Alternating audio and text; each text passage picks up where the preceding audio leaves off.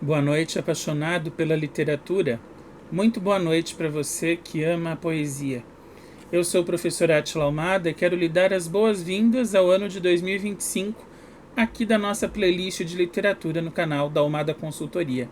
Se literatura é um assunto que interessa a você, não se esqueça, inscreva-se aqui no canal, ative as notificações, os vídeos de literatura saem todas as quintas-feiras às 19 horas e não perca nenhum conteúdo.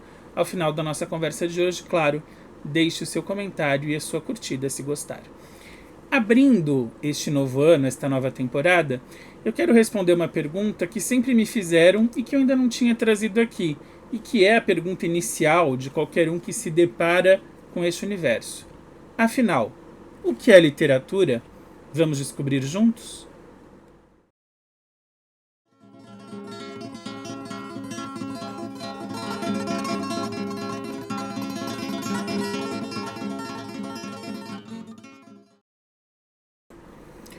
Quando buscamos o sentido de uma palavra, nada melhor do que o dicionário.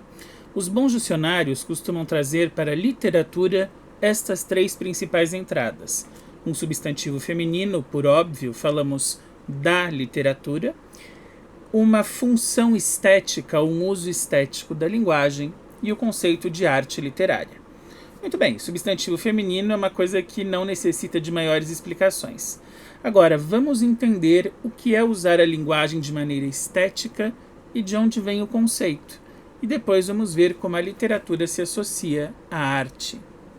Eu imagino que você, toda vez que ouve a palavra estética, pensa, claro, em procedimentos estéticos, que é o uso mais comum da palavra hoje. Então, fazer ali um processo de rejuvenescimento facial, aplicar algum produto. E você quer saber, isso não está longe da nossa ideia. Por que uma pessoa faz procedimentos estéticos? Não é para buscar a beleza? Para buscar o belo dentro do seu próprio corpo? Pois é, a ideia de estética está ligada ao belo. Eu apresento aqui uma definição trazida em um periódico da Universidade Federal do Ceará em 2019 sobre a palavra estética. Leio para você e depois explico. A etimologia da palavra estética vem do grego aesthesis, que pode significar experiência, sensibilidade, conhecimento sensível, sentimento, sensação, percepção. O termo estética só passou a ser usado para designar uma disciplina filosófica no século XVIII, com o filósofo iluminista alemão Alexander Gottlieb Baumgarten, em sua obra Estética. Contudo, em obras anteriores, como A Lógica da Arte do Pensar, de 1750, e História da Filosofia, ele já vinha meditando sobre os principais problemas estéticos, tais como o que é o belo, o que é a beleza, o que é a arte. Quando a gente fala em etimologia, a gente está falando em origem, ou seja, o sentido etimológico de uma palavra é aquele que essa palavra guardava quando se viu aplicada pelas primeiras vezes numa língua e, obviamente, sofreu um registro. A etimologia da palavra indica o quê? Que durante o uso desta palavra dentro de uma determinada língua, ela pode mudar de sentido, pode haver um deslizamento, uma ressignificação. A etimologia, então, diz respeito ao ponto zero, ao começo. Indica-nos, então, que é uma palavra grega, né? E, aliás, todo estudo de estética, inicialmente ou originalmente, ele vem da Grécia Antiga, assim como o estudo da literatura. Eu vou fazer um vídeo sobre isso, falando sobre o primeiro tratado literário feito por Aristóteles. E aí eu anotei aqui no meu caderninho algumas coisas que a estética provoca ou às quais ela está ligada, que constam na definição. Sensibilidade, conhecimento sensível, sentimento, sensação e percepção. Veja que interessante, estes 5 itens, eles misturam emoção e razão. Não à toa, aliás, a reflexão sobre a estética se dá dentro da Idade Moderna, ou na transição da Idade Moderna para a contemporânea, no Iluminismo, que foi uma estética filosófica que recuperou a racionalidade, estética filosófica, tá vendo? Escola filosófica, que recuperou a racionalidade como ponto basal do ser humano, ou seja, o que nos diferencia dos outros seres é a nossa capacidade de raciocinar. Basta lembrar do penso logo existo do René Descartes. Agora, voltando aqui, quando nós falamos em sensibilidade, em sensibilização, o sensível ele pode usar um pouco de razão, mas ele usa bastante a emoção. Existem coisas que nos sensibilizam e inicialmente nós não sabemos por quê, Porém, quando nós aplicamos a razão à nossa sensibilidade, nós conseguimos passar a entender pelo menos parte de algumas coisas, de alguns gatilhos, para usar uma palavra mais atual, que nos trazem essa emoção. Depois ele fala em sentimento, sensação e percepção. O sentimento, ele também está no rol de algo que não é exatamente racional, mas a sensação e a percepção, sim. Quando você fala em uma sensação tátil, por exemplo, quando você sente um fogo ou quando você se queima, inicialmente você vai tirar o braço. Mas por que você vai tirar o braço? Só pelo estímulo da dor? Não, porque você já sabe, porque já está no seu racional, já está intrínseca a informação de que o fogo queima, e aí você pode se machucar severamente por isso. Então veja que quando nós falamos em sensação, nós já temos uma influência um pouquinho maior da ideia de razão do que quando falamos apenas em sensibilidade ou em algo sensível. Muitas sensações já são associadas a concepções racionais que obviamente nós temos de maneira interna. Depois ele fala em percepção, perceber algo que seria, numa linha, o ponto mais racional dos 5. Então, sensibilidade, conhecimento sensível, conhecimento ligado à razão, ok?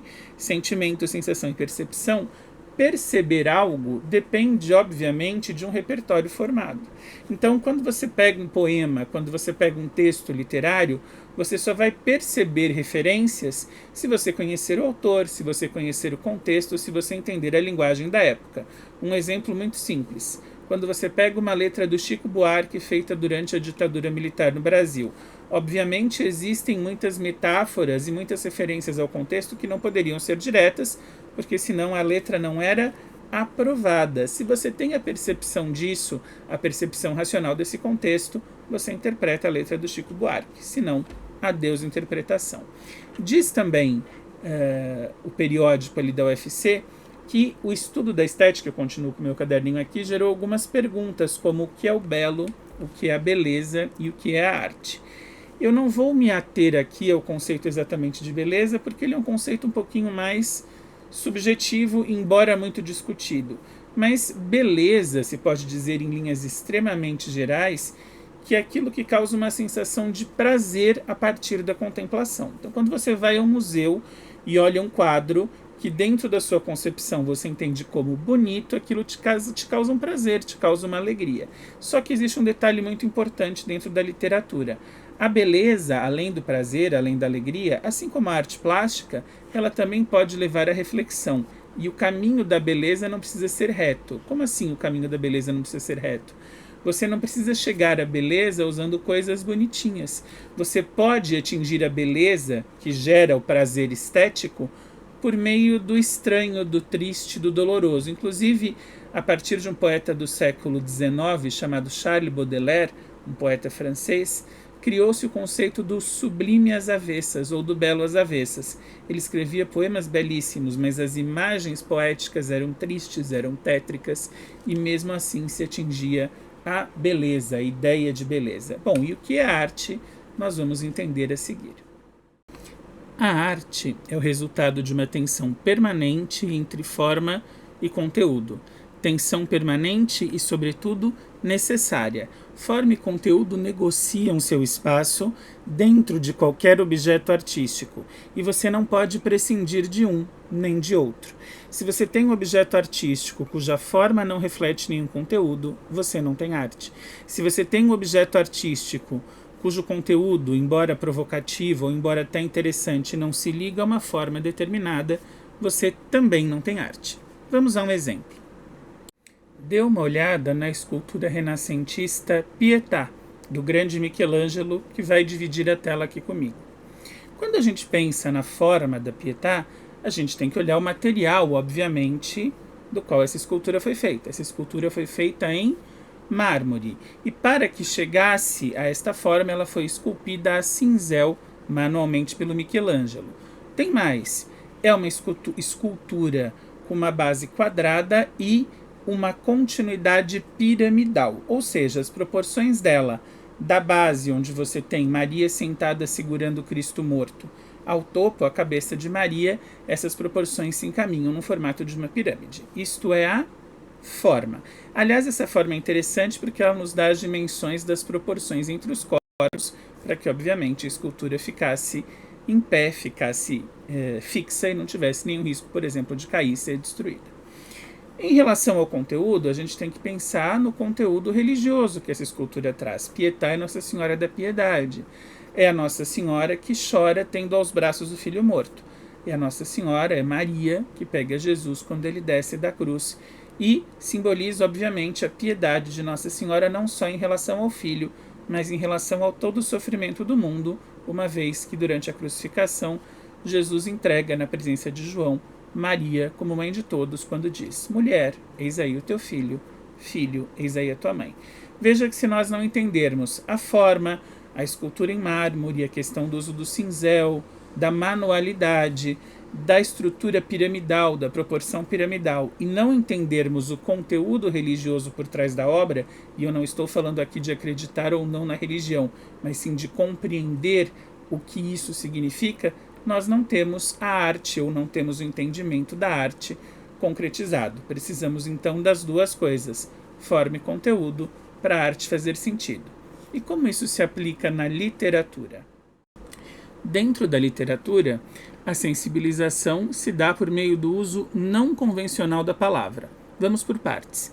Quando você fala em sensibilização, você fala naquilo que desperta a atenção de um observador ou de um leitor. Se você vai ao museu ver quadros de um determinado artista, a sensibilização se dá por meio de cores, formas e imagens. De uso não convencional, por quê? Porque você tem a interpretação do artista ali e não uma imagem literal, como uma fotografia que sai num jornal sobre um acontecimento. Na literatura, que é uma arte que utiliza a linguagem verbal, você tem a sensibilização por meio da palavra, mas também pelo uso não convencional, ou seja, é muito diferente a palavra dentro de um texto literário do que a palavra no manual de instruções do seu micro-ondas, concorda comigo? A forma literária está ligada à escolha de gênero feita pelo autor. Os gêneros literários estão ligados a tipologias textuais e, claro, existem muito mais subdivisões do que aquelas que eu coloquei aqui. Aqui temos apenas exemplos. Mas, dentro do tipo narrativo, nós temos o conto, a crônica, o romance, que se diferenciam pela quantidade de personagens, pelo tamanho do texto, pela densidade ou não dos personagens. Isso é muito interessante, porque um autor pode colocar personagens pouco densos ou personagens típicos quando ele deseja sensibilizar o leitor para uma situação social e não exatamente para o indivíduo que vivencia essa situação. Exemplo, em uma crônica sobre crianças de rua, não me importa exatamente se a Maria, o João ou a Rafaela, importa que eu tenho ali crianças vivendo uma situação que deve servir de alerta e de denúncia. Eu posso ter os personagens aprofundados, tomados na individualidade, que são até hoje inesquecíveis na literatura, como Brás Cubas, o defunto autor de Machado de Assis. O poema é o texto escrito em versos. Não podemos confundir poema com poesia. Poesia tem a ver com linguagem poética, com uma elaboração do texto, a linguagem que sai do comum, que pode acontecer em textos prosaicos também. O poema tem como forma o verso. E dentro do poema eu tenho vários tipos de versos, divisões de rimas, divisões de métrica. Tem o soneto, que é uma das mais conhecidas, que são 14 versos, divididos em 2 quadras e 2 tercetos, ode, elegia e por aí vai. O conteúdo literário é a construção da obra em si, dentro do que o autor escolhe dizer. Se é um autor que está fazendo conto, crônica, romance, enfim, que trabalha com narrativa, ele tem que escolher quem vai ser o narrador, personagem, observador, onisciente, se serão personagens simples ou mais profundos, se eu tenho ali variações dentro desse comportamento e da linguagem. Então, a forma, ela dá um instrumento teórico que o conteúdo vai colocar em prática. Digamos que um autor queira construir um personagem de uma região interiorana, como se chamava antigamente caipira do Brasil, ele vai ter que trabalhar a linguagem. Então, a partir da forma, ele vai trabalhar o conteúdo para que, pela verossimilhança, ou seja, pela impressão de verdade, uma vez que se trata de uma obra ficcional, pela impressão de verdade, aquilo faça sentido para o leitor. Vejam que temos aqui os 3 pontos da arte: a sensibilização, a forma e o conteúdo. Vamos agora ao resumo, quando eu sintetizo para você os conceitos e ideias tratados na nossa conversa. Em resumo, a literatura é a arte da palavra. Enquanto forma artística, tem por objetivo a contemplação dos leitores para, a partir dos sentidos estabelecidos, buscar a beleza, ainda que eventualmente por meios não comuns, a chamada beleza às avessas ou sublime às avessas, dentro do qual eu citei para você o nome do poeta francês Charles Baudelaire. O conteúdo reflete as escolhas do autor do texto, apresentadas pelas vozes de personagens ou do eu lírico, em um movimento que os distancia da figura daquele que os criou. Como assim? Quando você tem um texto literário, nós precisamos assumir que a literatura é ficcional, exceções feitas a texto como biografias ou autobiografias, que são um tipo muito particular de texto literário. Mas quando você pega um romance, um conto, uma crônica, quando você pega um poema, por mais que o contexto histórico seja verdadeiro, o texto em si não é. A literatura não trabalha com o conceito de verdade. A literatura trabalha com o conceito de verossimilhança. Ou seja, ela precisa ser semelhante à verdade. Você precisa acreditar que aquilo tenha acontecido, que aquilo faça sentido, ainda que de fato nada daquilo tenha sido real. Portanto, dentro da obra literária, enquanto produto, você não vê o autor do texto. Você vê o narrador, se for um romance, um conto, uma crônica, e você vê o eu lírico, se for um poema. Não dá para confundir eu lírico e narrador com autor. Tem um poema do Fernando Pessoa chamado Autopsicografia que fala sobre isso. Se você quiser uma explicação mais detalhada deste poema, deixe aqui nos comentários. Esse foi o nosso assunto de hoje. Eu espero verdadeiramente que você tenha gostado do conteúdo. Não se esqueça da sua curtida e do seu comentário. E nós voltamos na semana que vem para continuar falando sobre literatura, claro. Um grande abraço e até lá.